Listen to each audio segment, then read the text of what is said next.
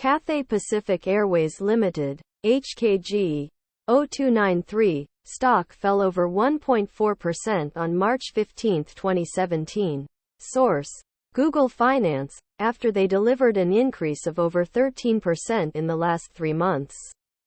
This weakness is mainly due to the fact the group reported a net loss of 575 million Hong Kong dollars, 74 million United States dollars, in 2016, which is the worst performance of the group from their financial crisis in 2008, wherein they posted a nearly 9 billion Hong Kong dollars full-year net loss after a sharp decline in air travel and high fuel costs.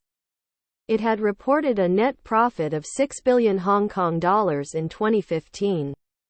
Therefore, the company swung to the loss, the first on an annual basis since 2008.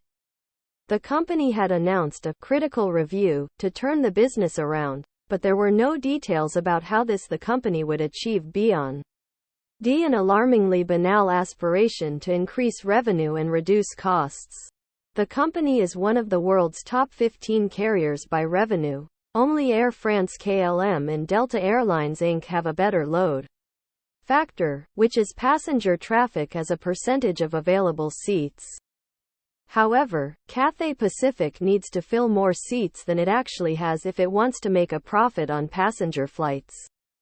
This is due to the fact of high costs and plummeting ticket prices from the overcapacity in Greater China's aviation market. Cathay needs to fill about 124% of its seats to break even on its passenger services.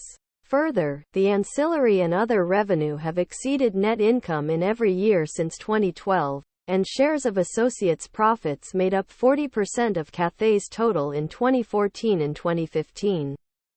So they are not enough to compensate for the loss from the core business. Moreover, Cathay Pacific's problem is that its operating costs are consistently above its competitors. With the big three mainland Chinese airlines fighting for market share and driving down ticket prices, Cathay's high cost structure leaves it to the most vulnerable situation.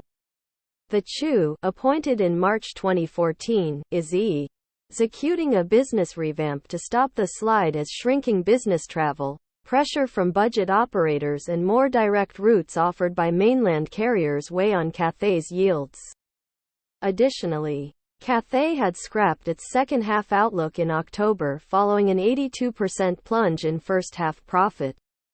The Chinese carriers, including Hainan Airlines Company and China Eastern Airlines Corp., have added non-stop flights to the US and Europe in the past year, challenging the prominence of Cathay's Hong Kong base as a transit center.